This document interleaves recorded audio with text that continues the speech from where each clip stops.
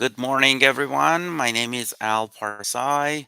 I'm a regulated Canadian immigration consultant. I teach immigration consulting courses at Ashton College. I'm an adjunct professor at Queen's University Law Department. I have experience as an immigration consultant for the past 11 and a half years and have represented clients from 55 different countries. And today we are live to talk about the immigration news. And if you have any questions, I'd be more than happy to answer those questions as well.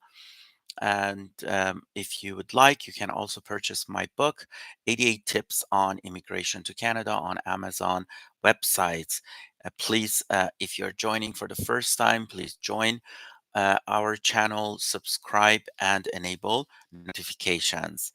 The in the beginning, if you have any questions, hi Andy, good to see you here.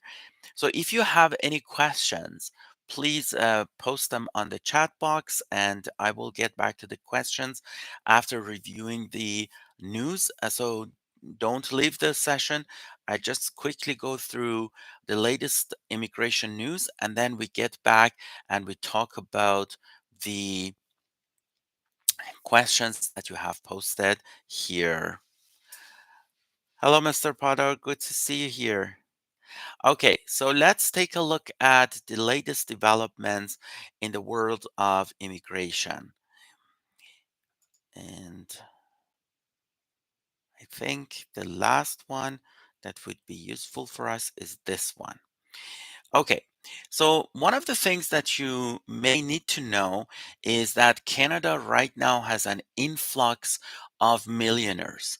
In other words, Canada is one of the top destinations for wealthy people that they decide to immigrate to Canada, work in Canada, or invest in Canada. And if you look at our latest news about this matter, which is posted on our website. And I post the link here, the chat box. There we go.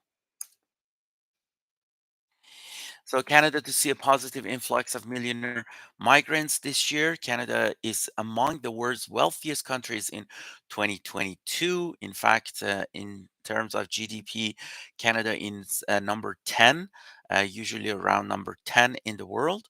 This country is also seen a favored destination for millionaires on the move. According to Henley Global Citizens Report, provided an overview of world's 10 wealthiest countries, W10, in terms of net flows and outflows of millionaires projected for 2022.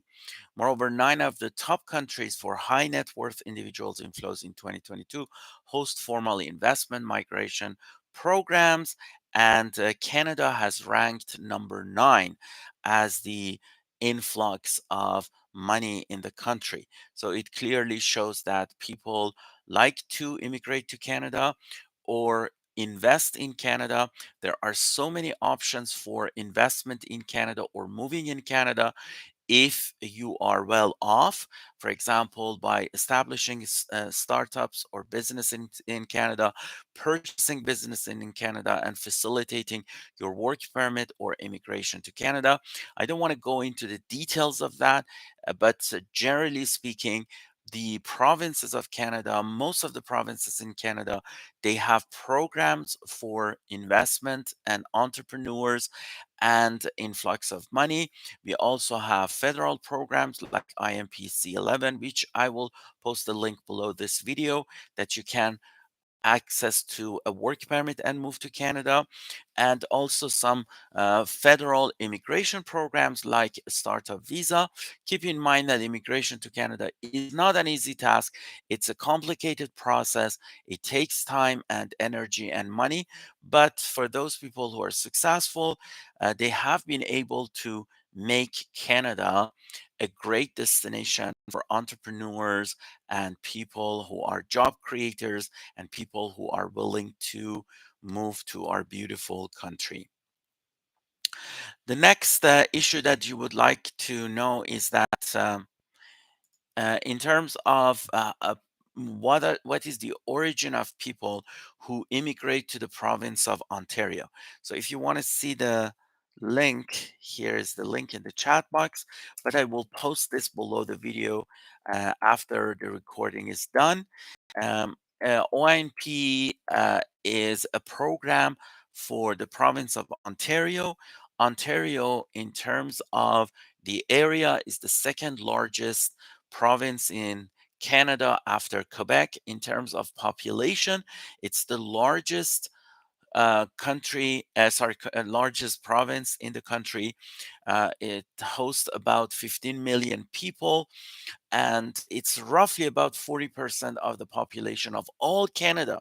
So, in other words, uh, from every five people that live in Canada, two of them live in the province of Ontario.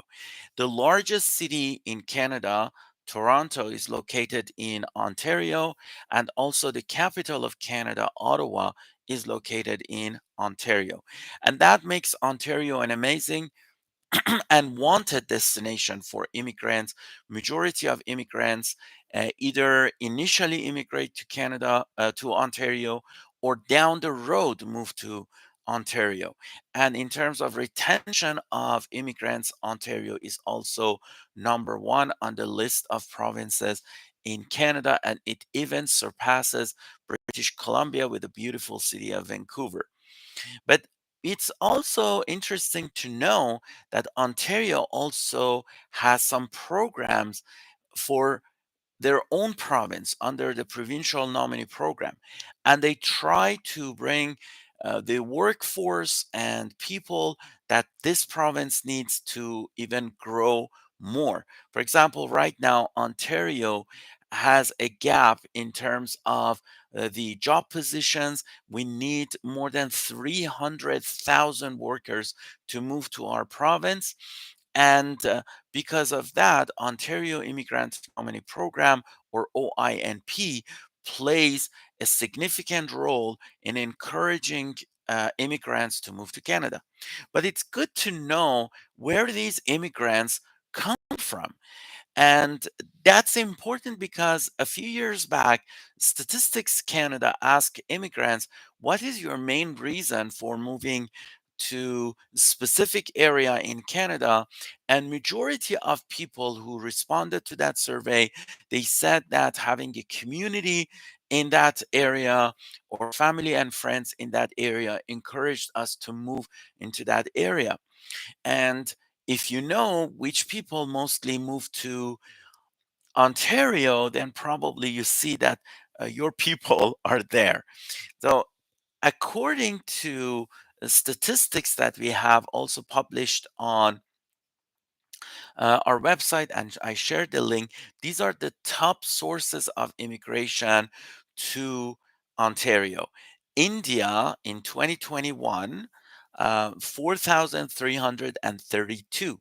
China, 1,736 people. Nigeria, 438.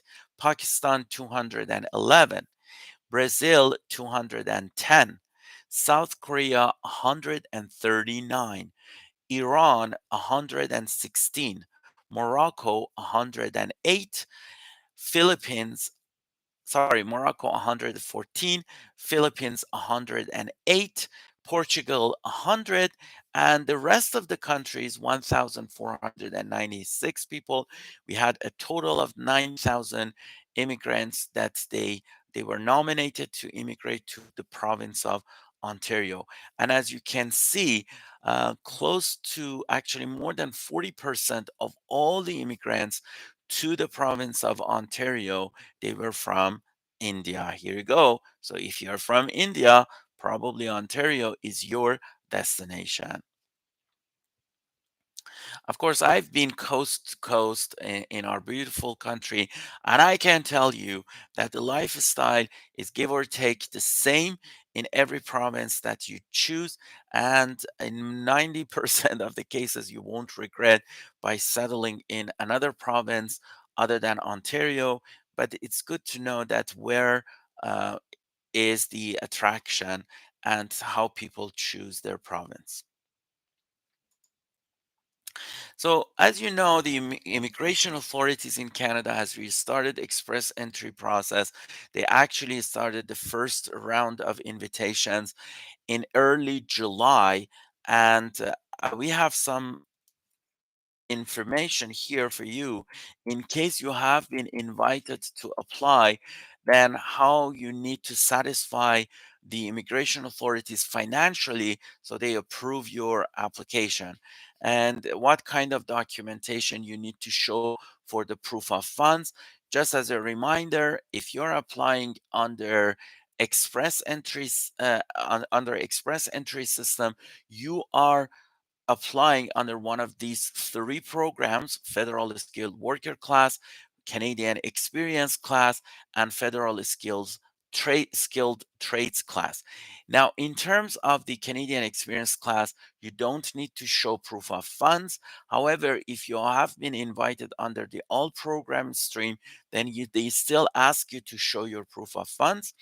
If you are applying under federal skilled worker program or federal skilled trades program, and you have a job offer, a valid job offer, in those situations you don't need to show proof of funds. But if you don't have valid job offers, then you need to show proof of funds. And proof of funds, it means that you meet the low income cutoff for 6 months for the whole family who is coming to Canada. And an example that I can give you, so if you look up LICO 2022, and my article is actually here on uh, on Google. And so if you have any questions, please post your questions. And when I'm done, I will get back to you and answer your questions. So this is for the LICO table. For example, if you are a family of three, 6 months LICO for you would be $20,000, 371. And this is 20,371 Canadian dollars, not US dollars. So you need to show that proof of fund to be able to apply. And if you look at the article that I earlier posted the link here, and I will post the link below this video as well, you will find out that there are ways to show that you actually have that money.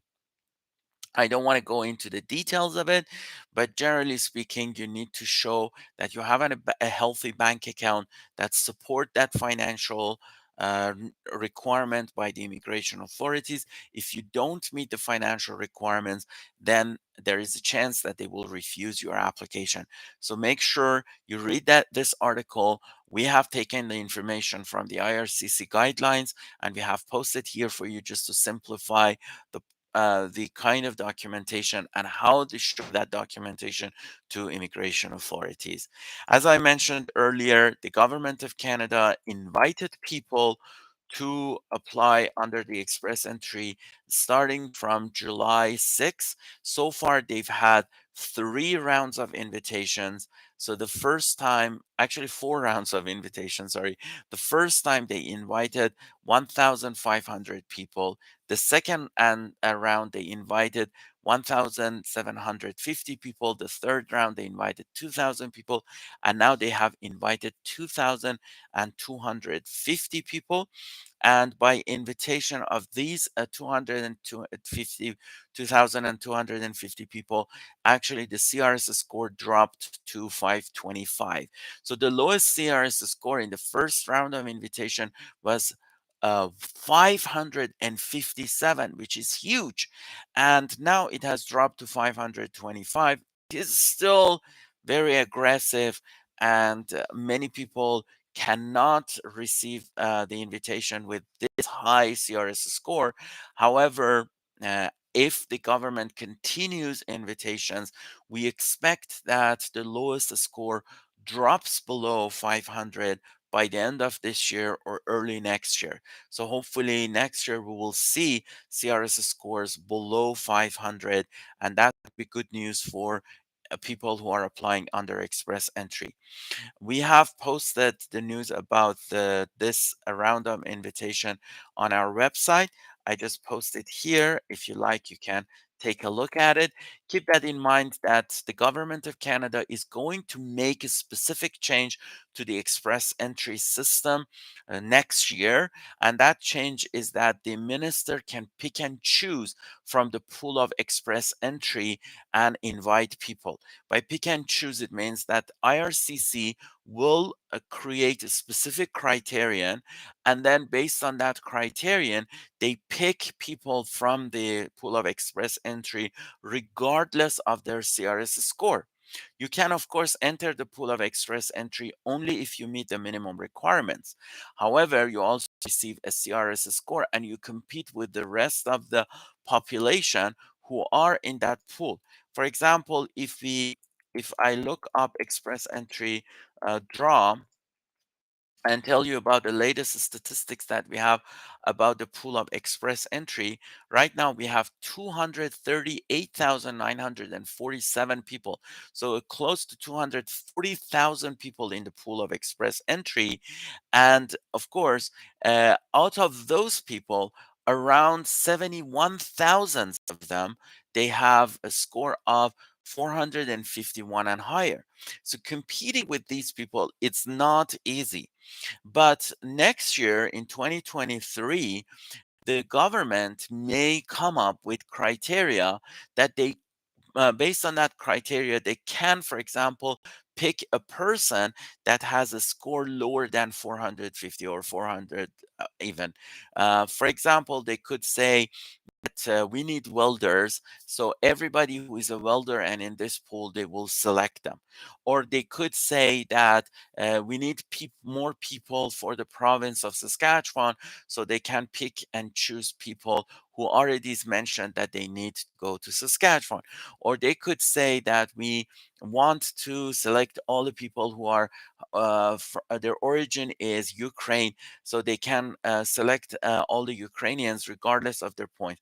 Again, we don't know what kind of criteria they will define for that pick and choose system, and that makes even the system of express entry more ambiguous, because now you may enter the pool of express entry and you have higher point, but they won't select you and they select somebody who is who has a lower point from you. This is not going to happen in 2022. In 2022, all the invitations to apply will be based on your score, and the only way that you can boost your score is by taking another English or French language test and get higher points, or receive a valid job offer and update your account, or being selected by a province which boosts your points. But in the future, in 2023, most likely in the first or second quarter of 2023, the government will also define a specific criteria, and then based on that criteria or requirements, they pick and choose from the pool of express entry. And that's why now we look at the applications, and if somebody wants to hire us to enter the pool of express entry, knowing the risks of express entry, even if they have lower scores, we assist them to enter the pool of express entry. And of course, we will tell them that, again, your chance is more if you have higher scores, but there is a slight chance that they select you and invite you even if you have a lower score. When you enter the pool of express entry, you remain in the pool of express entry for 1 year. And if they don't invite you, they kick you out of the pool. It is not a refusal, but and then you can immediately create another profile and enter the pool of express entry. But it's annoying to enter the pool of express entry, wait for 1 full year, and eventually find out that they are not going to invite you, and then enter the pool again.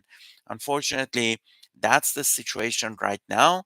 But and then next year, when the government starts, of course, defining the requirements for their pick and choose program, then we will find out most likely which direction they are going to take. The other piece of news that we have is Canada is becoming more and more multilingual. which is amazing to know. So, our country has two official languages, the English language and the French language. Majority of people who, have posted that their first official language is English, and about roughly speaking, the number of people whose first official language is English is about four times of the number of people that their first official language is French, which is alarming. This area is alarming because many Canadians they do not even know French, or they have difficulty in the French language. And the government needs to do something about that. They have, in terms of immigration, they have tried many ways to encourage Francophones to immigrate to Canada. For example, the Francophone Mobility Program is a special program that allows an employer to hire a Francophone without an LMIA. That encourages employers outside the province of Quebec hire Francophone employees and to increase the number of people who speak French inside Canada. In Canada, the only province that its official language is French is the province of Quebec. The rest of provinces, their official language is English, although they all are bilingual. The only province that officially has two languages as their official language is the province of New Brunswick, which is a very small province. And if you look at um, the distribution of francophones, majority of them live in the province of Quebec. In fact, outside the province of Quebec, the population of francophones is probably less than 1 million. But what about other languages? The Canadians also speak a lot of other languages, and the top 10 languages in Canada that are not official languages of Canada are these languages. So, number one is Mandarin, which is, of course, a form of Chinese language, the most popular one. Then we have over 530,000 people that they speak Mandarin at home. Punjabi is number two with 520,000 people. You or Cantonese, again, another variation of Chinese language, 393,000 people. Spanish is number four and 317,000 people. This is my favorite language. Arabic, 285,000 people. And that's my second favorite language that I really like to learn. Tagalog is 275,000, which is the language of people from the Philippines. Persian languages, or Farsi, is 179,000. That's my mother tongue language. Urdu is number eight with 158,000, mostly spoken in Pakistan. Russian is number nine with 126,000 people speaking that language. And the 10th language is Korean with 125,000 people speaking Korean. If I will post the link here, you can take a look at this. This is an interesting list of statistics about the languages that are being spoken in Canada. I will post the link below this video if you are looking at the recorded version. Again, going back for some reason, we go back to Ontario. I promise I have only three pieces of news to share with you. Then, if you have any questions, please post them in the chat box and I will answer them. So you may like to know that Ontario also invites people under the Ontario Entrepreneur Stream. We also call it OINP-ES. OINP stands for Ontario Immigrant Nominee Program, and ES is entrepreneur stream. So recently, Ontario invited 30 people under the OINPES. And the interesting thing to know is that the lowest score dropped to 138 out of 200. The competition was really fierce before, especially in 2021 and 2020, mostly because the Ontario stopped invitations for most of the rounds for the entrepreneur stream. And in fact, we reached a point that the lowest score had was increased to more than 150. I believe at one point the lowest score was 154 or 155. And now the lowest score has dropped to 138, which is a great opportunity for people who are entrepreneurs and they can invest in the province of Ontario, especially in the rural areas of the province of Ontario. Although it is available to GTA as well, or Greater Toronto area, they can consider. Coming to Canada and applying.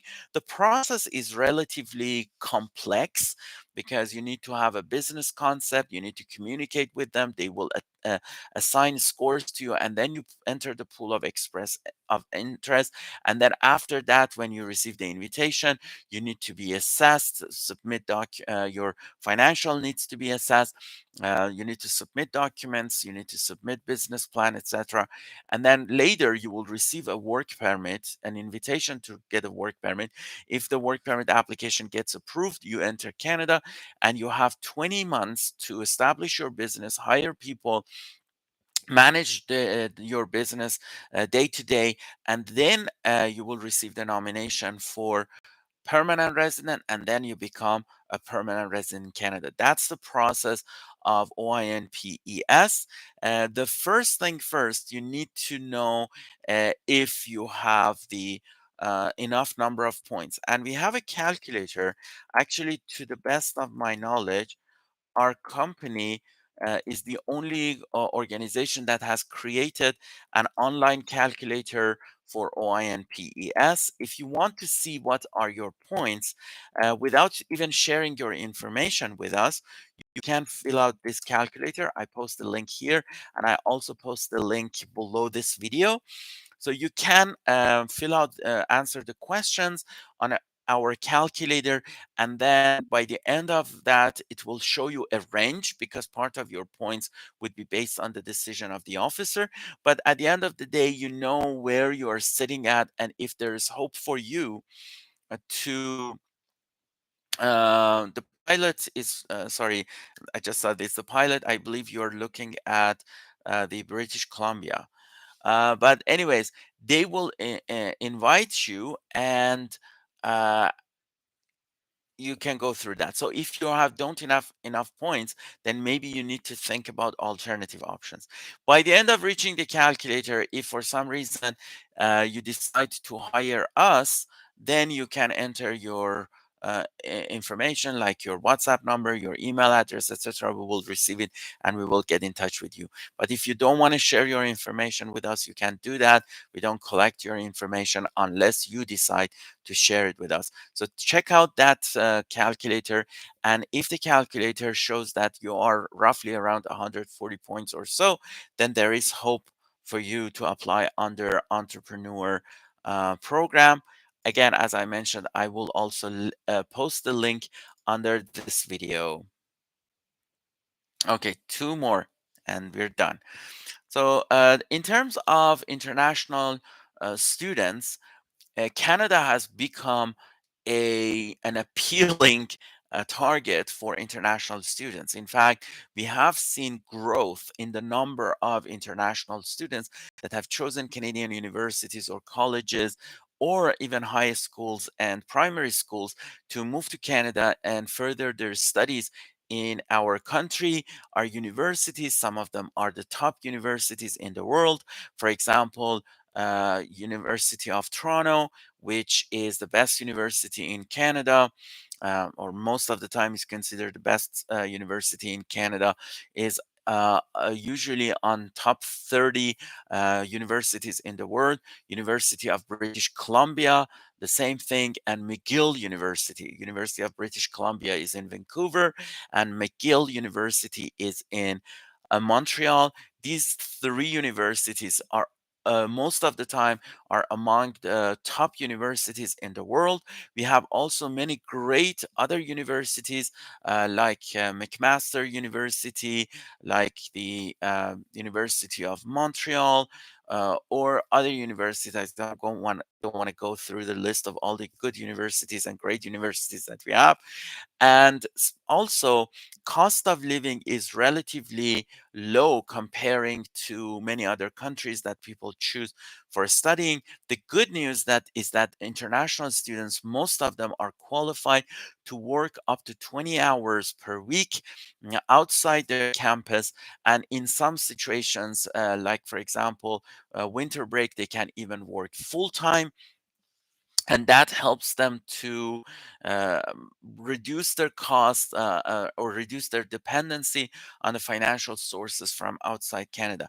And this combination has made Canada a great destination for many international students. But the question is that in terms of ranking, which cities in Canada seem to be the most appealing cities among the international students in the world. And we found out that, in fact, two of Canadian cities, they were considered very good cities for moving to for studying by international students in the world. So Montreal ranked actually fourth, the fourth best city to study for international students. That's amazing. Montreal actually managed to receive 4.44 out of 5, and that's why it's just number 4 on the list of the best cities to study. And Toronto ranked also 25 with 4.12 as the one of the best destinations to study. Now, one of the reasons that Toronto uh, faced a drop in terms of points comparing to Montreal is the cost of living. The cost of living in Toronto received 2.59 out of 5, but Montreal received 3.91 out of 5. And that's why Montreal became a better city for international students. Keep that in mind that if you move to Montreal, first of all, as I mentioned, one of the best universities in Canada is McGill. And also, there are some provincial options by Quebec to later immigrate to Canada. But if you move to Toronto or other cities of Canada, then you need to consider provincial nominee programs for immigration, or express entry or other federal options for immigration. In Ontario, we have a special program for international students. If you graduate at the master's level, or also PhD level, then you can immigrate through the province of Ontario even without having a job offer or work experience. If you are graduating from a post-secondary program, whether it's bachelor's or associate degree or post secondary diploma or certificate, you may still qualify to immigrate to the province of Ontario, but you need to have a job offer, and then you can apply under the international student stream for Ontario. And if you would like to know about international student stream, I have written an article about that. I will post the link below this video. And the last piece of news is about Alberta.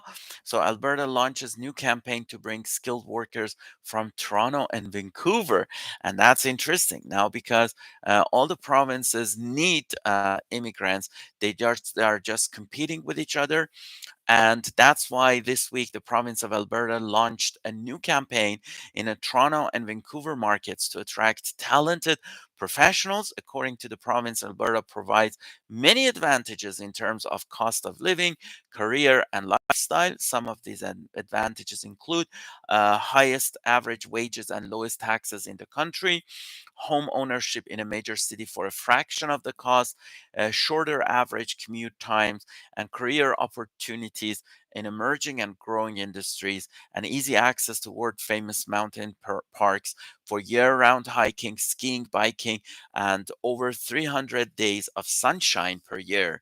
So, if you're interested to know more about Alberta, I post this link here under the chat box. And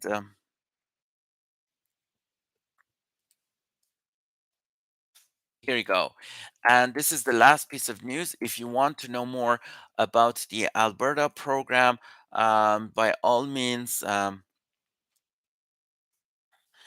take a look at this and see how it works. Okay, let's take a look at your questions.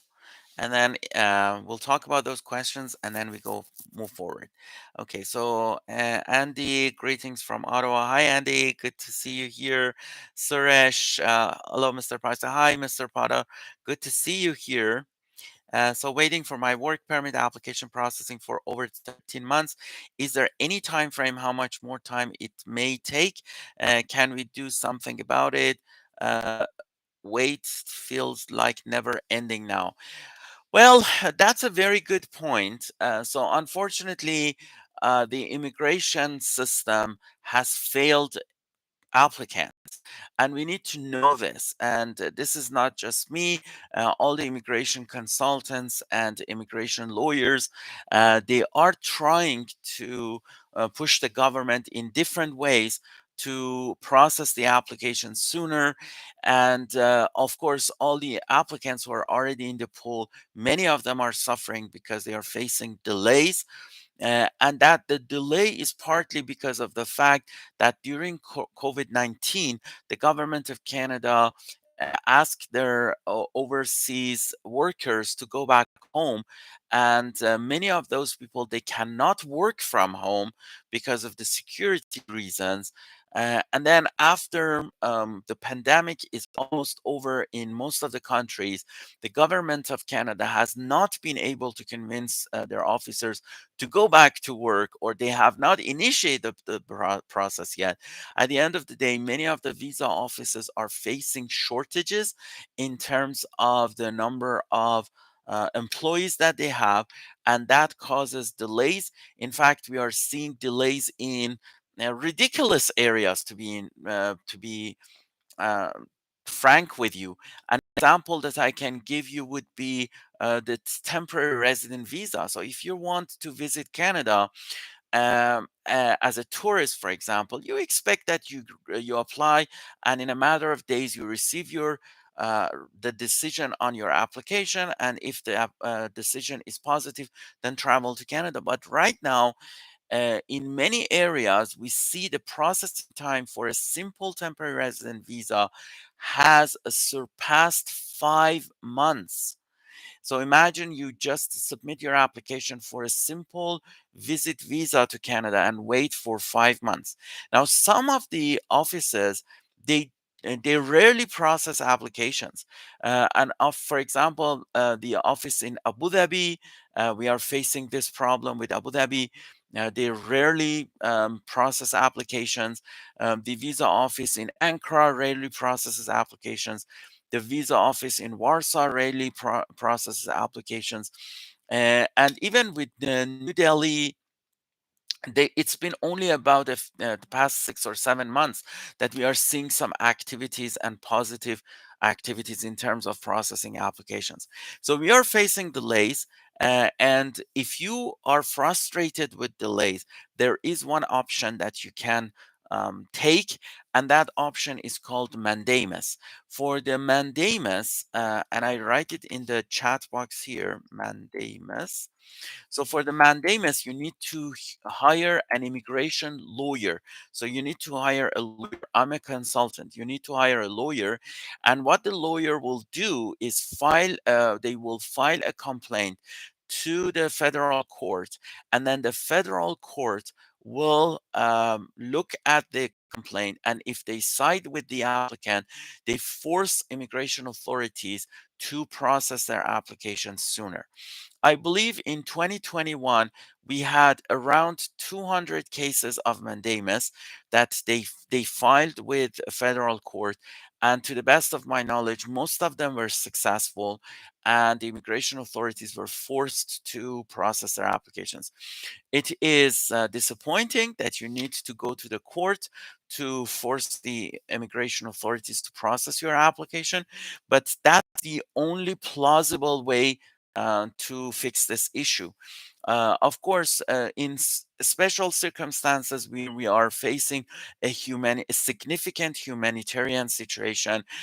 As immigration consultants, we can push the immigration authorities to process the application faster. Over the past 2.5 years, I've had cases that my clients were in dire need to come to Canada, for example, to take care of a dying family member in Canada, or receiving treatment because of a significant disease that they were suffering from. Those kind of situations, or their family member was in distress and they needed help. In those situations, we can push the government to process the application sooner. But in other situations that I know how frustrated people are, and I feel it. Believe me, sometimes in a single day, I receive at 30 messages from my clients. Just think about that. How much time I need to put as an immigration consultant on responding to questions about why my application is being delayed. And at the end of the day, the simple answer is that the government of Canada is not doing their job properly. This doesn't mean that you should be disappointed. At the end of the day, if you do not enter this pool, and if you do not apply for immigration or work permit or study permit, then you will never receive them. Keep that in mind. For the study permit situation is different. Most of the study permits applications are being processed in a timely fashion because they know that they have to come to Canada and start their studies. Not all of them, but most of them. The other issue that you need to know is that if you have a visit visa to Canada or a valid ETA, the better option to apply for a work permit is to apply from inside Canada. Right now, we have a public policy in place that will remain active to the end of February 2023. If you are physically in Canada and you apply for a work permit from inside Canada, assuming that you meet all the prerequisites for application for work permit, you can apply from inside Canada, and the processing time for those kinds of applications right now is sitting around 5.5 months to 6 months. Still, it's a very long time, but that leads to a great extent. It is predictable, and if everything goes well, you will eventually manage to immigrate to Canada with the help of this system of moving to Canada. And many of my clients who were able to travel to Canada, they came to Canada, they had to stay for a few months in Canada, but eventually as a visitor, but eventually they received their work permits. And the success rate is also a lot higher when you are applying from inside Canada. But if you are outside Canada and you want to push the government, your best chance is to file for mandamus. And if you don't know what mandamus is, I will do my best to publish an article about mandamus today on our website and explain it. I'm not a lawyer, so I cannot represent you with your mandamus applications. But when you at least contact an immigration lawyer, that immigration lawyer can help you with the process. And if you are my client, if you get in touch with me, I will give you a list of lawyers. I'm not in business relationship with them, but these are the lawyers that I believe will do their job properly. And then you can get in touch with those lawyers and see if they are willing to take your case for mandamus. So the next question is from Vipul. Hello, what is your estimated fees for OINP Entrepreneur Stream? So I don't post my fees online because of competition. But if you fill out our calculator and enter your information there, and we find out that you meet the requirements of OINP, yes, we will definitely get in touch with you. Ontario is my province. I have lived all my immigration life in Ontario. I have actually lived in different cities in Ontario. Right now, I'm in Toronto. And because of that, we know people in Ontario, we know organizations in Ontario. We can communicate with those organizations. And usually for ONPES, first we try to get a positive response from a local organization to see if the business concept that my client has makes sense. And if they say yes, it makes sense, that's when we apply for them. And that's why when we apply for ONPES, not necessarily, but it is likely that the officer who reviews the application, they accept the business concept as a valid business concept.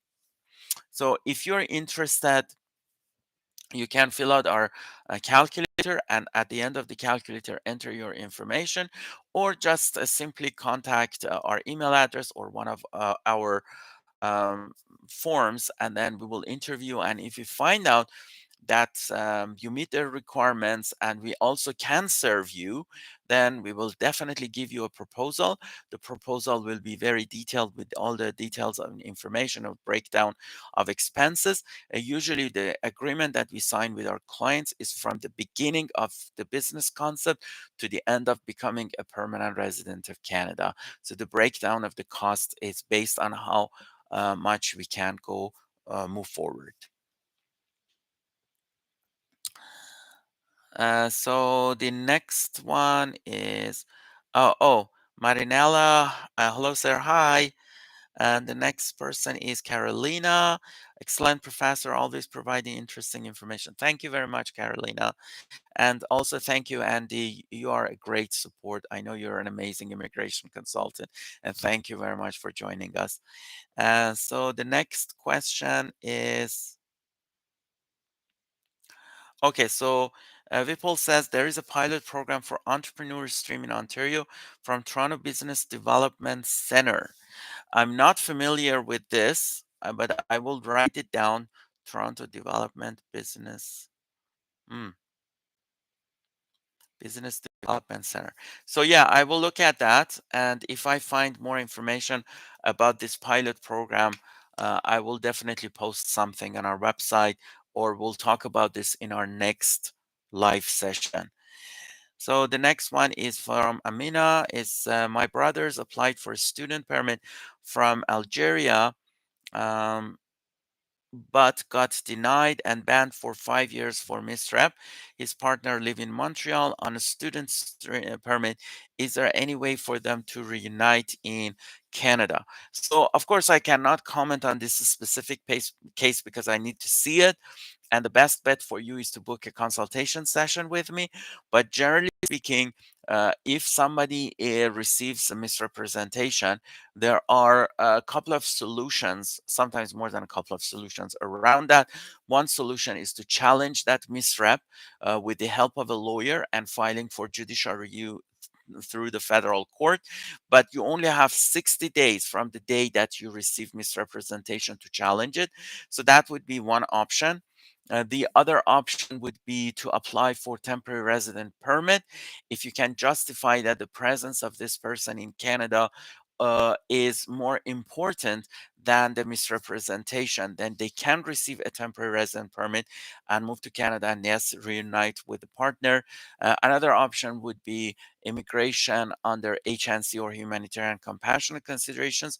However, none of these solutions, they are very solid. So each of those solutions are prone to refusal. And because of that, you need to consult with somebody that knows about these things in detail and then explore your options. So if you're interested, you can actually get in touch with us. Just I can share with you our actual. So if you give me a second, settler info, then uh, we have a form on our website. So I post the link of this form here. Your brother can fill out this form. You can share this link with them. I will also post the link below this video after our live session is over, but they can fill out that form and they explain the situation, upload their files. We will take a look at it. If it becomes necessary, we invite them for a consultation session. And then after the consultations, during the consultation session, I will tell them what would be their potential options, the risks of those potential options, the cost of those potential options, and how to move forward. So the next question is from Hiren Paddle. Now my file of self-employed is in process since 2020.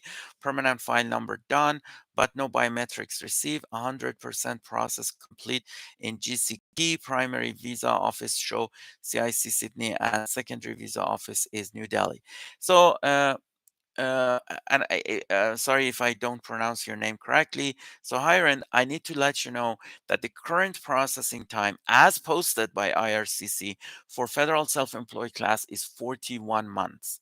So, don't count on the bar that you see on your GC key.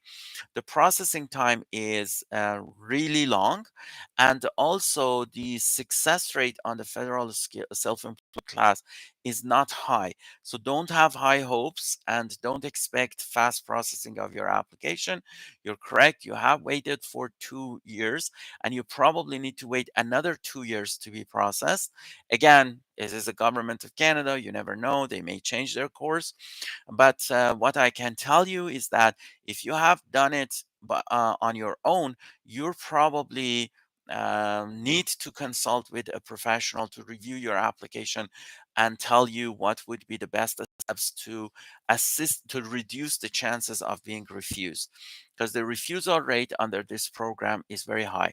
Also keep that in mind that about the targets of the Canadian immigration system is only 1,000 business immigrants to Canada every year, and this 1,000 immigrants is divided between federal self-employed class and startup visa. Right now, overall, we have a backlog of over 11,000 applicants under these programs. So if they move forward at this pace, even if they refuse 50% of the applications, we're still looking at a 5 to 6 year of processing time for these applications.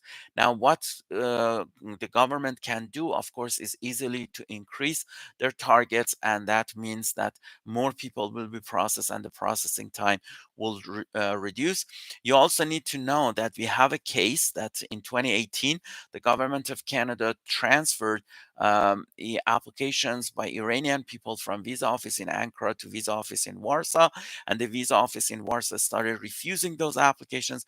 We filed for judicial review. In fact, we had one of the largest judicial reviews has ever filed against the government of Canada, was filed with more than 100 people joining that judicial review. We recently won that judicial review. If you look at the text of the judicial review, you will see that my name has been repeated 13 times because of the documentation that I submitted and how we fought with the government. And eventually, the federal court sided with us.